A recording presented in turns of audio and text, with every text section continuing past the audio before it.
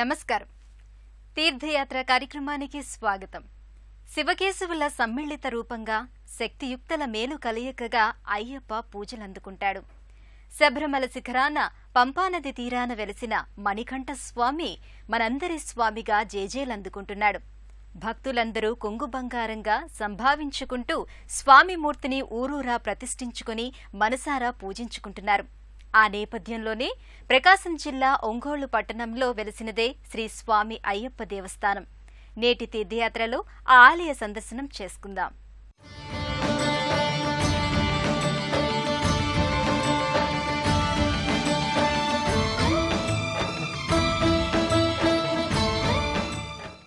ఒంగోలులో వేంచేసి ఉన్న స్వామి అయ్యప్ప మందిరం భక్తులను విశేషంగా ఆకట్టుకుంటోంది. గర్భాలయంలో తేజోమయ రూపిడిగా అయ్యప్ప స్వామి గోచరిస్తాడు. దివ్య ప్రభలతో తేజరిల్లుతూ దేదీప్యమానంగా దీపిస్తూ తారక ప్రభువు భక్తులకు తన్మయానందాన్ని కలిగిస్తాడు. అయ్యప్ప ఆలయానికి విశాలమైన ముఖమంటపం ఉంటుంది. నగిషీలు తీర్చిదిద్ది సర్వవర్ణ శోభితంగా మనోహరంగా ప్రశాంత ఆధ్యాత్మిక వాతావరణానికి ఆలవాలంగా అలరారుతూ ఉంటుంది. ఆలయ ముఖమంటపం పైన మణికంఠుని దివ్య చరిత్రకు సంబంధించిన మహత్తర ఘట్టాలు సజీవ శిల్పాకృతులుగా దర్శనమిస్తాయి. అయ్యప్ప స్వామి గర్భాలయ ముఖద్వారం పంచలోహరేకులతో తాపడం చేయబడి బంగారు వర్ణం ధగధగలతో ఆకట్టుకుంటుంది. ఈ ముఖద్వారం పుష్పాలంకరణ శోభతో కనువిందు చేస్తుంది.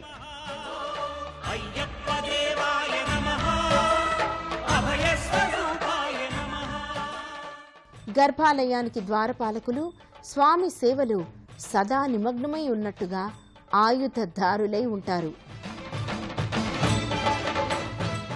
గర్భాలయంలో పరంజ్యోతి స్వరూపుడైన అయ్యప్ప శతకోటి దివ్య ప్రభాభాసితంగా వెలుగొందుతూ ఉంటాడు.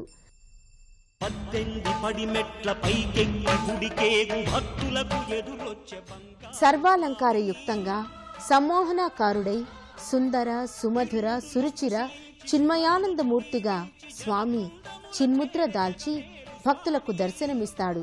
స్వామి పంచలోహమూర్తికి పలు రకాల పుష్పమాలికలు అలంకృతంగా ఉంటాయి.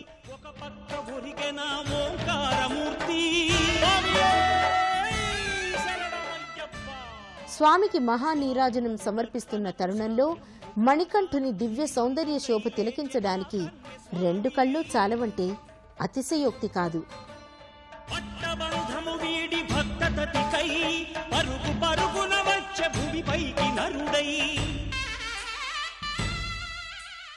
స్వామియే అయ్యప్ప శరణం శరణం అయ్యప్ప శబరిగిరీశ అయ్యప్ప హరిహరపుత్ర అయ్యప్ప అంటూ భక్తులు శరణ ఘోషను తన్మయంగా ఆలపిస్తూ స్వామిని దర్శించుకుంటూ పులకిస్తారు.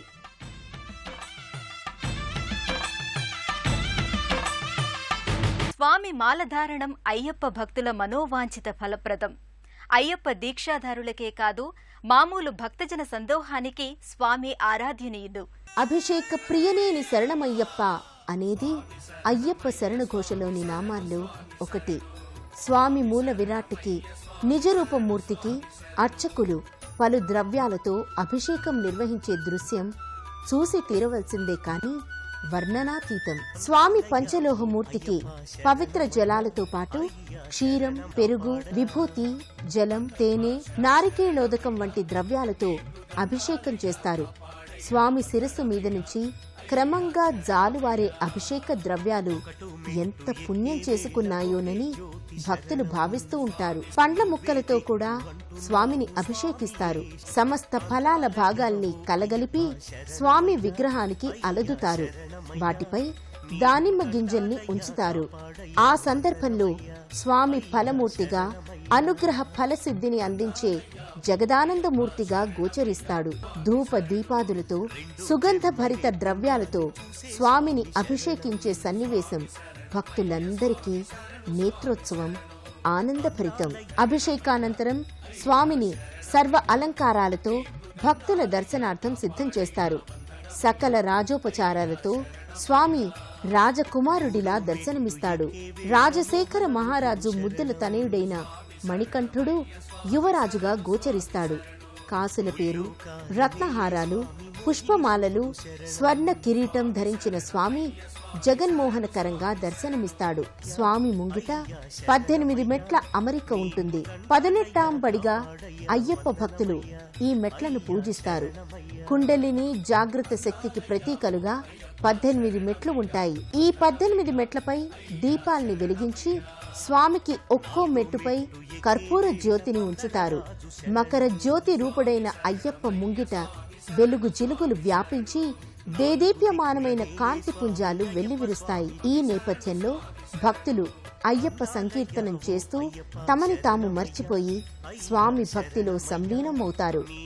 ఆ తాదాత్మ్యంలో, ఆనందాతిరేకంలో నృత్యాలు చేస్తూ, గీతాలు ఆలపిస్తూ స్వామి కైంకర్యంలో నిమగ్నమవుతారు. ఇదో ఆనందహేళ, పోత పోసిన భక్తి నెలకొన్న శబరిమల. ఒంగోలు పట్టణంలోని స్వామి అయ్యప్ప దేవస్థాన సందర్శనం వల్ల సంపూర్ణ యాత్ర చేసిన ఫలసిద్ధి భక్తులకు కలుగుతోంది.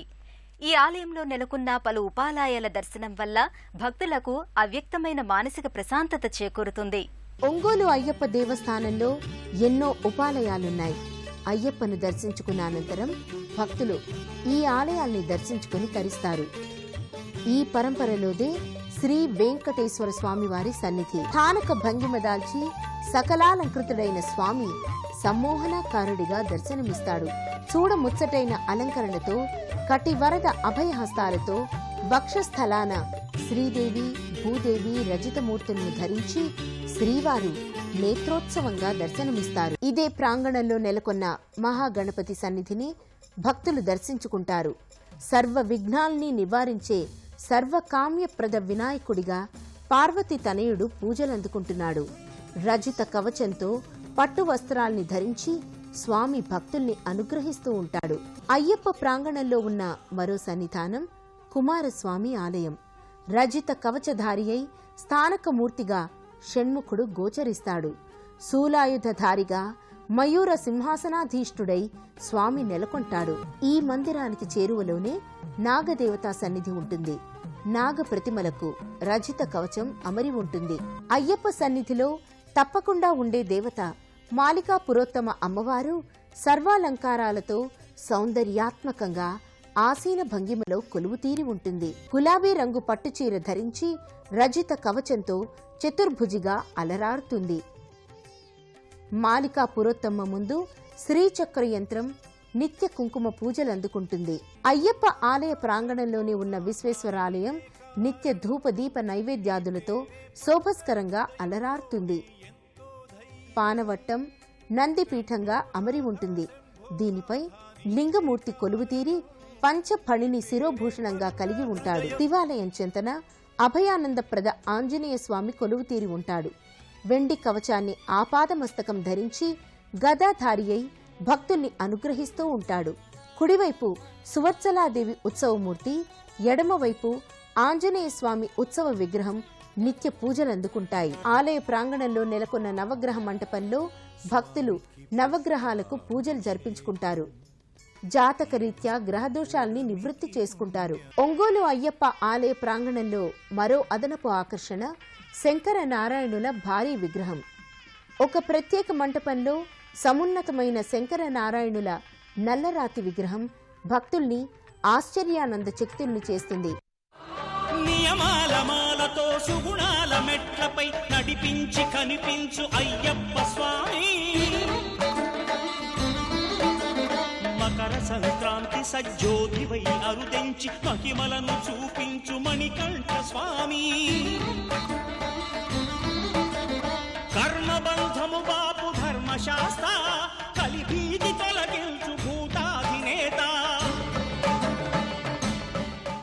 అయ్యప్ప ఆరాధన భక్తుల మనశరీరాలలోని ఆంతరిక బాహ్య కల్మషాలను ప్రక్షాళన చేసి పరిశుద్ధతను ప్రసాదిస్తుంది.